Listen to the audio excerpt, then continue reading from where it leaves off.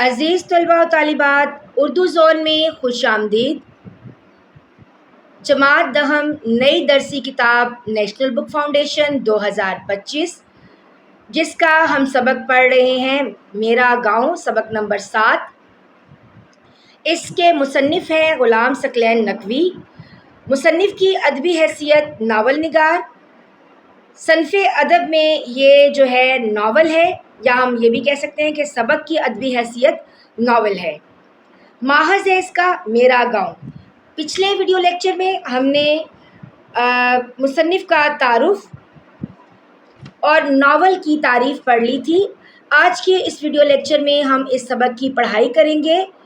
تو شروع کرتے ہیں آج کا لیکچر۔ سبق کو پڑھنے سے پہلے کچھ سوالات کہ ناول کس قسم کی کہانی کو کہتے ہیں۔ بیٹا، ناول ایک ایسی طویل نثری کہانی ہوتی ہے جو زندگی کے مختلف پہلوؤں کو تفصیلاً بیان کرتی ہے۔ یعنی ناول انسانی زندگی کے واقعات کو اس طریقے سے بیان کرتا ہے کہ قاری کی دلچسپی آخر تک اس میں برقرار رہتی ہے۔ اگلا سوال ہے، ناول کس زبان و ادب کے زیر اثر اردو میں آیا؟ تو اس کا جواب آپ یوں لکھیں گے کہ ناول اطالوی زبان کے لفظ نویلا سے نکلا ہے۔ اطالوی زبان میں یہ لفظ انگریزی ادب سے یعنی مغربی ادب سے اس میں آیا۔ تو اب اس سبق کی پڑھائی کرتے ہیں کیونکہ یہ ناول کا کچھ حصہ اس میں موجود ہے۔ تو مصنف یہ بتا رہے ہیں کہ میں چوتھی جماعت میں پڑھتا تھا جب ہمارے گاؤں میں آٹا پیسنے کی مشین لگی تھی۔ یہ ایک ایسا واقعہ ہے جو اب تک میرے ذہن میں موجود ہے جیسے یہ کل ہی کی بات ہو۔ یوں بھی زندگی کی سیدھی لکیر پر کوئی ننھا سا موڑ آ جائے تو یوں لگتا ہے جیسے سفر کی ایک نئی منزل کا آغاز ہو رہا ہے، اور میں جو زندگی کے سفر کا ایک معمولی سا راہی ہوں۔ راہی کہتے ہیں سفر کرنے والا یعنی مسافر، اور جس نے زندگی کے بہت کم ایچ پیچ دیکھے ہیں۔ یعنی ایچ پیچ دیکھنا ہم یوں کہیں گے الجھاؤ دیکھنا یا فریب زندگی کے دیکھنا۔ اس موڑ پر کچھ دیر کے لیے ضرور ٹھٹکا تھا۔ ٹھٹکنا ہوتا ہے چونک جانا، حیرت میں پڑ جانا۔ اور اس کے بعد سیدھی اور صاف پگڈنڈی کا رخ ذرا سا بدل گیا تھا۔ پگڈنڈی کہتے ہیں بیٹا کھیتوں کے درمیان میں جو راستہ ہوتا ہے نا، دو کھیتوں کے درمیان میں چلنے کے لیے جو راستہ بنایا جاتا ہے اس کو پگڈنڈی کہا جاتا ہے۔ ایک تنگ سا راستہ ہوتا ہے اس کو پگڈنڈی کہتے ہیں۔ اب تو میرے گاؤں میں پرائمری اسکول قائم ہے، لیکن میرے بچپن میں جب ابھی پاکستان وجود میں نہیں آیا تھا، میں اپنے گاؤں سے 3 میل دور گل بہار میں پڑھنے کو جایا کرتا تھا۔ میں پڑھائی میں اچھا تھا اور میرے استاد مجھ پر مہربان تھے، اس لیے بچپن کے اس زمانے کی یادیں اب بھی تازہ ہیں۔ یادیں کڑوی ہوں یا میٹھی، زندگی یعنی یادیں کڑوی ہوں یا میٹھی، تازگی انہی میں ہوتی ہے جو نہ جانے کیا 8ویں جماعت پاس شخص کے پاس مناسب لفظ بھی کم ہوتے ہیں، اور لوگ جب مجھے منشی عبدالرحمن کے نام سے پکارتے ہیں تو یہاں پر ہمارے پاس اس کردار کا نام آ جاتا ہے جو کہ منشی عبدالرحمن ہے۔ تو مجھے اپنی کم علمی پر شرم بھی آتی ہے، لیکن میں جو بات کرنا چاہتا ہوں اسے لفظوں کا لباس پہنانا بھی ضروری ہے۔ میرا مطلب ہے کہ اگر مجھے تصویر کھینچنی آتی تو کڑوی یادوں کو میں زمین کے اس ٹکڑے سے ظاہر کرتا جو ہرے بھرے کھیتوں سے الگ تھلگ نظر آتا ہے۔ الگ تھلگ کا مطلب ہوتا ہے جدا۔ اور بل کھاتی ہوئی پگڈنڈی جب اس ٹکڑے میں اگی جھاڑیوں سے گزرتی ہے تو یوں لگتا ہے جیسے اس مایوس اور نامراد اور بنجر ٹکڑے نے میری یادوں کو کڑوا بنا دیا ہو۔ بنجر ہوتا ہے خشک، یعنی جس میں کوئی چیز نہیں اگتی، اس کو بنجر کہیں گے۔ انہی کھیتوں کے درمیان سنگتروں اور مالٹوں کا وہ باغیچہ بھی تھا۔ باغیچہ چھوٹے باغ کو کہتے ہیں جس کی خوشبو اور جس کا رنگ اب تک میرے ذائقے میں مٹھاس گھولتا رہتا ہے۔ اور اس سے دور شمال کی طرف نیلے پہاڑوں کی دیواریں ہیں، سردیوں کی بے داغ دھوپ، بے داغ یعنی بے عیب دھوپ میں نیلے پربتوں کی چوٹیوں پر، نیلے پربت آسمان کو کہیں گے، ٹھیک ہے، چوٹیوں پر برف چمکتی ہے۔ اب یہاں پر نیلا پربت یعنی بالکل آسمان کو چھوتی ہوئی جو پہاڑوں کی چوٹیاں ہیں، ٹھیک ہے، ان پر برف چمکتی ہے تو بچپن کی ساری یادیں اب بھی نیلے آنچلوں کی طرح لہرانے لگتی ہیں۔ آنچل کہتے ہیں دوپٹے کو یا چادر کو۔ یہ بات تو اسکول اور چکی کی ہو رہی تھی، اس دن اسکول سے واپسی پر میں نیلے پربتوں کی طرف منہ کیے بیٹھا تھا اور اسکول کا کام کر رہا تھا۔ گھر پہنچ کر کام کرنے کا وقت نہیں ملا کرتا تھا، یوں بھی باغیچے میں بڑا سکون ملتا، چڑیاں چہچہاتی اور تتلیاں اڑتی پھرتی۔ کئی بار ایسا ہوتا کہ کوئی رنگ برنگی چڑیا میرے سر کے اوپر کی شاخ پر بیٹھ کر مجھ سے ہم کلام ہو جاتی۔ ماں نے کیا بات ہے سنی؟ ماں نے کچھ کہو بھی نہیں، مجھے کام کرنے دو۔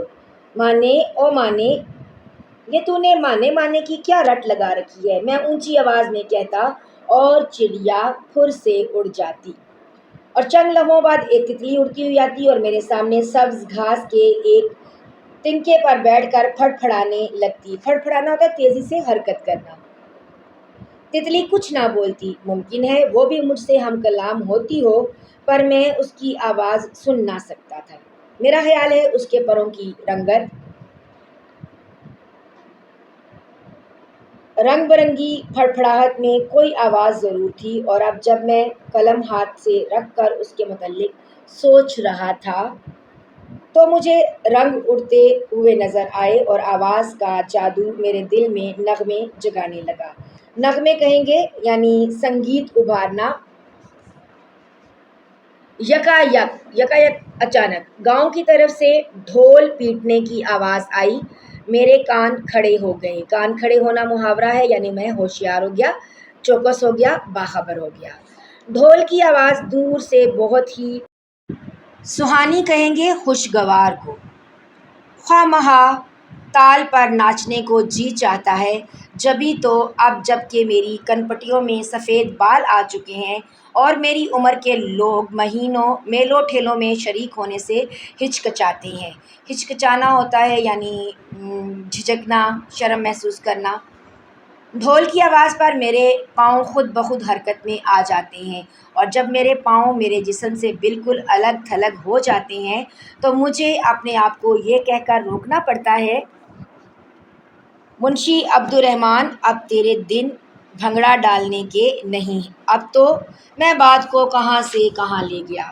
ڈھول کی آواز سنتے ہی میں نے کھدر کے بستے میں کتابیں لپیٹیں اور تال پر ناچتا ہوا تیز تیز گاؤں کی طرف دوڑا۔ یوں لگ رہا تھا جیسے میں بھی ناچ رہا تھا، اور گندم کے سرسبز کھیتوں کے درمیان پگڈنڈی بھی میرے ساتھ ساتھ سو بل کھاتی ہوئی ناچ رہی ہے۔ گاؤں کے مشرقی کونے پر لوگوں کا ٹھٹ کا ٹھٹ لگا ہوا ہے۔ ٹھٹ کا ٹھٹ یعنی ہجوم۔ سارا گاؤں یہاں موجود تھا، بچے بھی، جوان بھی، بوڑھے بھی، لڑکیاں اور عورتیں بھی۔ جب میں بھیڑ میں داخل ہوا تو سب سے پہلے سلی سے ملاقات ہوئی۔ اگلا کردار ہمارے پاس سلی آ گیا۔ ہم اسے سلی ہی کہتے تھے، حالانکہ اسکول کے رجسٹر میں جب اس کی حاضری بولی جاتی تھی تو اسے محمد سلیمان کے نام سے پکارا جاتا تھا۔ تو اس کا اصل نام کیا ہوگا؟ سلیمان۔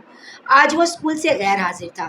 ماسٹر جی نے مجھے کہا تھا کہ اس کی غیر حاضری کی خبر اس کے باپ کو ضرور دے دوں۔ سلی نے نئے کپڑے پہنے تھے اور ہجوم میں اکڑ اکڑ کر چل رہا تھا۔ میں نے اس سے کہا، چھوٹے سفید پوش، کل اسکول میں تیری پٹائی ہوگی۔ میں چودھری صاحب کو تیری غیر حاضری کی خبر ابھی دوں گا۔ ضرور ضرور، اس نے ناک سکیڑ کر کہا۔ ماں نے آج تو ضرور شکایت لگا کر دیکھ۔ تجھے بھی پتہ ہے آج ہماری چکی پہلی بار چلے گی، آج ابا مجھے کچھ نہیں کہے گا۔ سلی میرا ہم عمر ہے، کوئی 1 سال ہی تو چھوٹا ہوگا، مگر ہم دونوں اسکول میں ناک سکیڑنے کا مطلب کیا تھا؟ ناگواری سے، مگر ہم دونوں اسکول میں اکٹھے داخل ہوئے تھے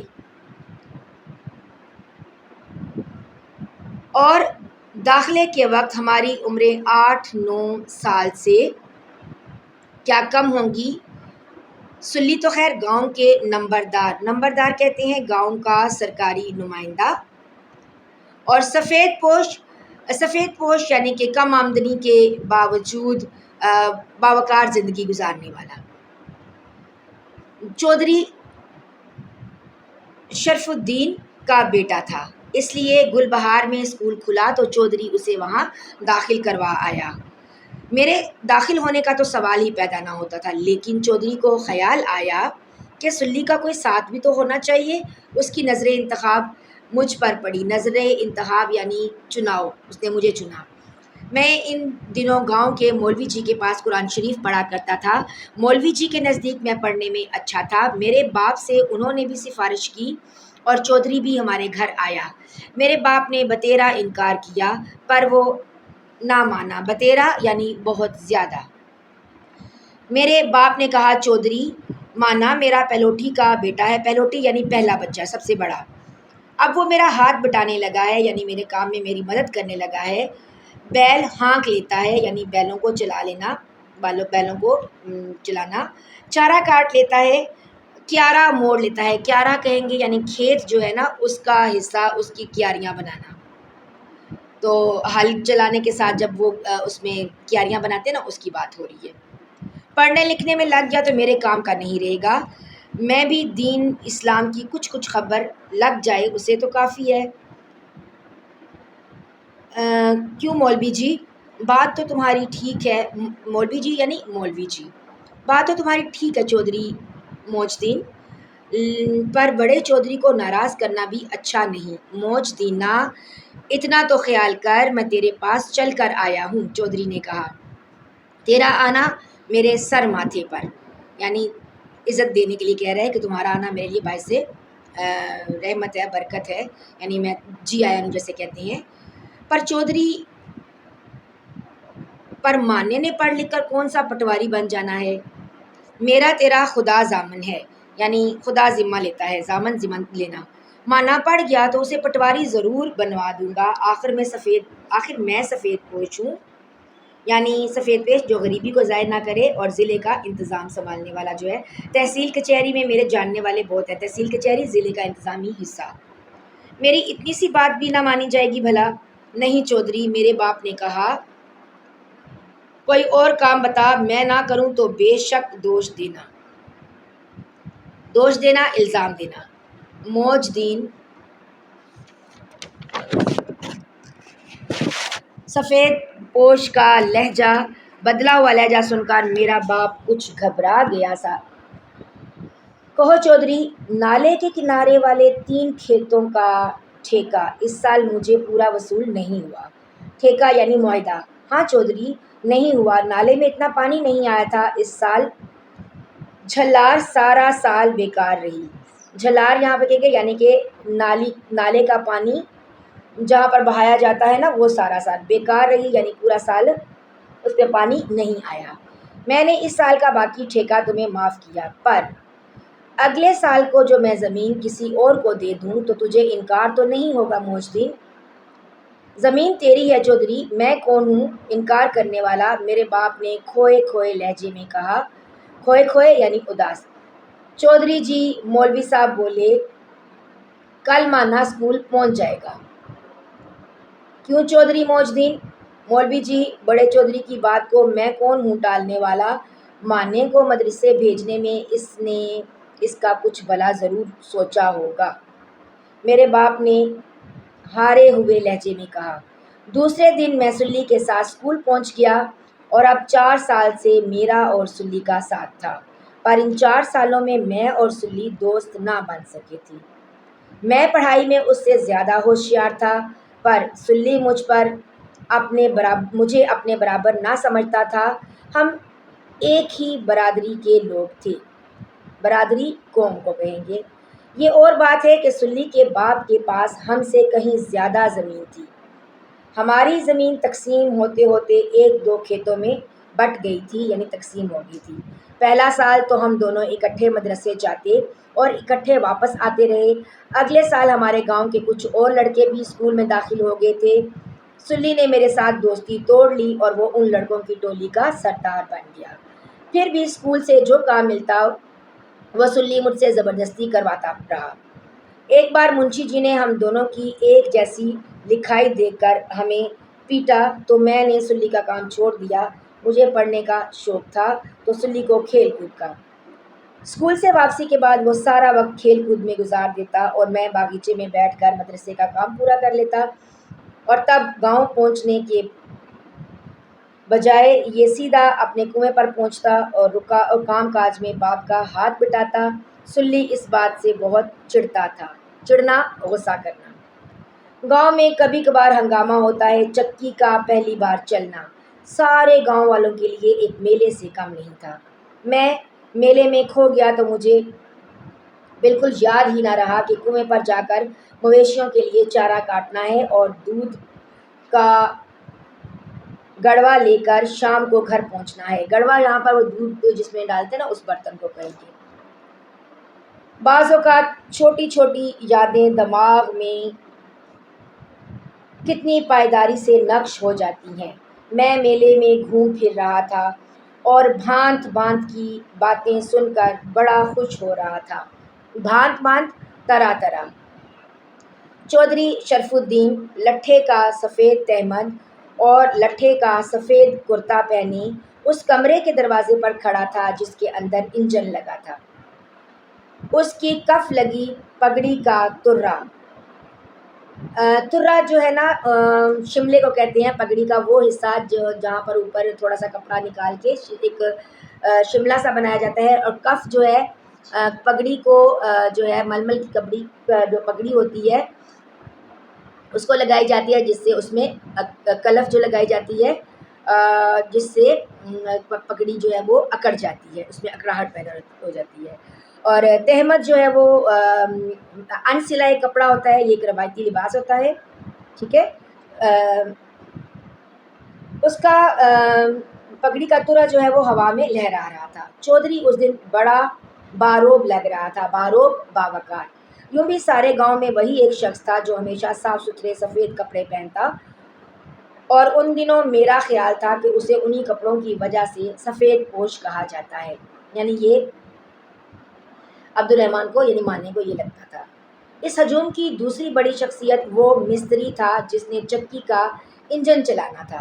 یہ مستری شہر سے آیا تھا۔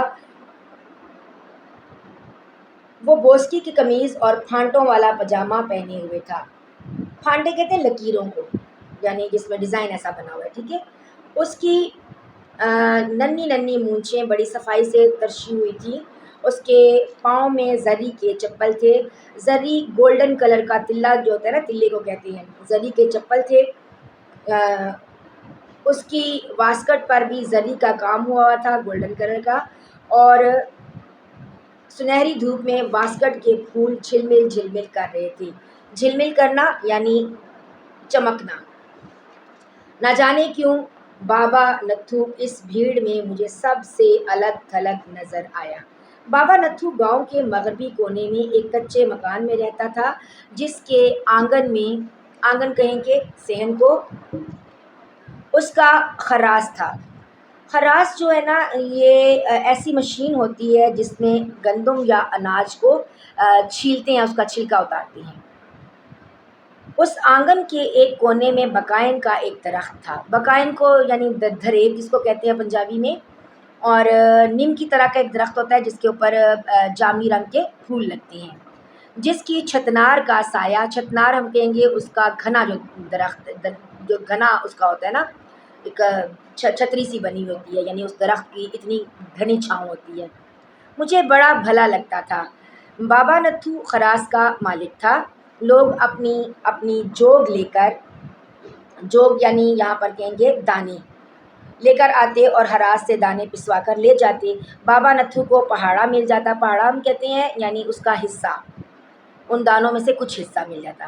سردیوں میں دھوپ میں اور گرمیوں میں چتنار کے سائے تلے اس کی جھلنگا سی کھاٹ، جھلنگا جو نا ڈھیلی ڈھالی جو ہوتی ہے، کھاٹ کہتے ہیں چارپائی کو، یعنی ایسی چارپائی جس کی ادوائن جو ہے نا وہ کسی ہوئی نہ ہو اور وہ ڈھیلی سی چارپائی ہو، اس کو کہیں گے۔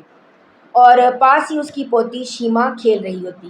شیما مجھ سے یہی کوئی 1 سال چھوٹی ہوگی، پر وہ میرے ساتھ کھیل کر بہت خوش ہوتی تھی۔ جب اتوار کو یا کوئی اور چھٹی ہوتی تو میں اس کے ہاں ریٹھے کھیلنے کے لیے چلا جاتا۔ اب میں ایک عرصے سے شیما کے ہاں کھیلنے کو نہیں گیا تھا، حالانکہ شیما کی پالی ہوئی بچیا سے مجھے بہت پیار تھا۔ بچیا گائے کی کا جو بچہ ہوتا ہے نا، گائے کی فیمیل جو ہے چھوٹی بچی، اس کو کہیں گے گائے کی بچڑی، بچڑی بھی اس کو کہتے ہیں۔ پر بات تو بابا نتھو کی ہو رہی تھی۔ میں نتھو سے شیما اور شیما سے حمیدہ تک پہنچ گیا اور بچیا ان دونوں کے بیچ میں کلول کرنے لگی۔ کلول یعنی شرارتیں۔ یاد کے ایک نقطے سے کتنی پگڈنڈیاں پھوٹتی ہیں۔ قلم اٹھانے سے پہلے مجھے اس کا پتہ نہیں تھا میں کن کن بھول بھلائیوں میں کھو جاؤں گا۔ میں بابا نتھو کے پاس جا کر چپ چاپ کھڑا ہو گیا۔ شیطان کا کارخانہ۔ شیطان کا کارخانہ یعنی بیکار کام، بابا نتھو بولا۔ میں نے سمجھا بابا نتھو نے مجھ سے کچھ کہا ہے۔ میں نے بڑے بھول پن سے کہا، بھول پن یعنی بھولے بن کر، کیا بابا میں تو مانا ہوں۔ شیطان کا کارخانہ؟ بابا شیطان یہاں کہاں سے آ گیا؟ میں نے ذرا چہک کر کہا۔ چہک کر یعنی ہنس کر کہا، یہی ہے مانے، یہی ہے۔ کہاں ہے؟ میں نے چڑھ کر کہا۔ اس کمرے کے اندر۔ نہ جانے چودھری کو کیا سوجی کہ شیطان کا چرخا اس گاؤں میں لے آیا۔ لوگ میلہ دیکھنے آئے ہیں۔ میلہ! ابھی شیطانی چرخا چلے گا، گھر گھر، اور پھر دیکھنا کیا ہوگا، گاؤں سے ساری برکت اٹھ جائے گی۔ کبھی شیطان بھی انسان کا دوست بنا ہے؟ پر بابا یہ تو آٹا پیسنے کی چکی ہے۔ گل بہار میں تو کئی سالوں سے یہ چکی چل رہی ہے، وہاں تو کچھ بھی نہیں ہوا۔ میں نے دانا بنتے ہوئے کہا، لڑکے میں بھی جانتا ہوں، پر اس کے چلانے کو نہ بیل جتتے ہیں، بیل جتنا یعنی ہل چلانا، نہ گدھے گھوڑے، پھر شیطان کے سوا اور کون ہے جو اسے چلاتا ہے؟ مجھ سے کوئی جواب نہ بن پڑا تو بابا نے کہا، بول مانے، کون چلاتا ہے چکی کے پاٹوں کو؟ چکی کے پاٹ یعنی ایسا ہوتا ہے کہ پتھر ہوتے ہیں 2 گول پتھر، جس کے درمیان میں اناج پیسا جاتا ہے۔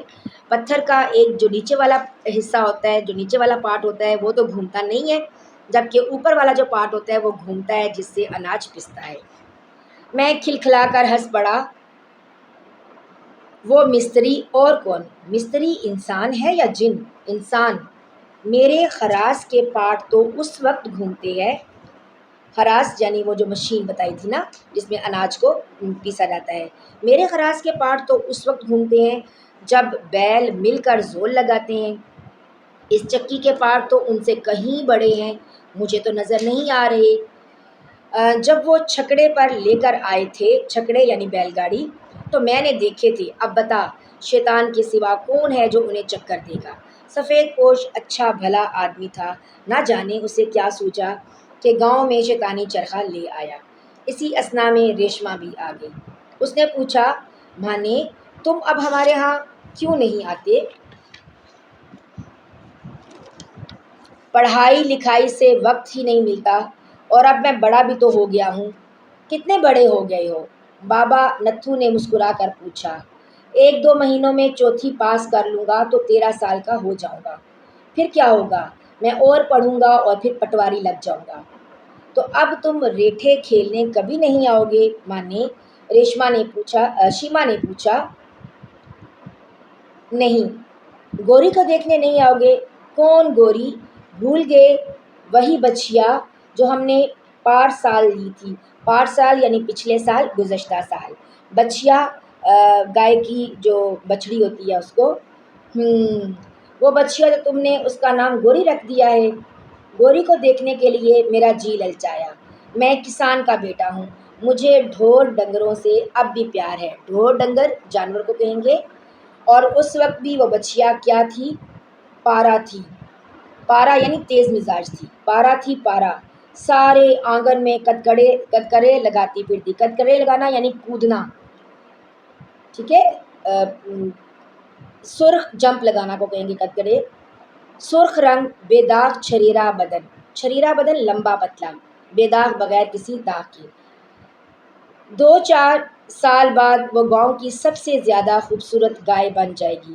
تب میں نے لڑکھڑاتی ہوئی زبان میں کہا، میں گوری کو دیکھنے آؤں گا شیما پر چھٹی کے دن۔ اور تب میری توجہ گاؤں کی طرف آنے والی عورتوں پر لگ گئی۔ ان کے سر پر گٹھڑیاں تھیں۔ گٹھڑیاں یعنی گٹھے، کپڑے کے بنے ہوئے، کپڑے کے جس کے اندر لپیٹ کے اور ان کو ایک گرہ لگائی جاتی ہے ایک بڑے سے کپڑے میں، اس کو گٹھڑی کہیں گے، سر کے اوپر رکھنے کے لیے گٹھے کہیں گے۔ سب سے آگے چودھرائن تھی، پھر اس کے سر پر گٹھڑی نہیں تھی۔ اس کے پیچھے حمیدہ تھیں جو گٹھڑی اٹھا کر ٹھمک ٹھمک چل رہی تھی۔ ٹھمک ٹھمک یعنی مٹک مٹک کر۔ اپنے صاف ستھرے کپڑوں کی وجہ سے وہ باقی عورتوں سے الگ تھلگ معلوم ہو رہی تھی۔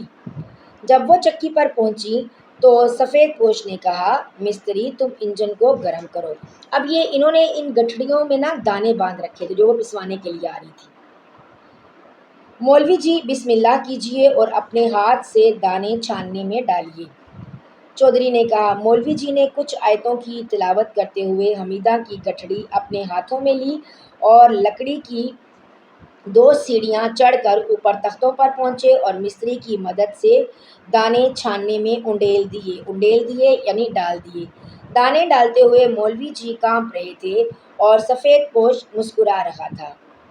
جب نیچے سے آٹے کی دھار پہیے میں گرنے لگی، دھار کہتے ہیں مسلسل بہنا، ایک پتلی سی دھار یعنی کہ مسلسل آٹا بہنا جو ہے وہ اس میں نکلنا شروع ہو گیا، تو چودھری نے ہاتھ بڑھا کر آٹا اپنے ہاتھ میں لیا اور بے اختیار ہو کر کہا، بے اختیار یعنی قدرتی طور پر جو ہے اس نے جو کوئی ایکشن سرزد ہو، کتنا باریک پس رہا ہے، میدا ہے میدا، سلی کی ماں۔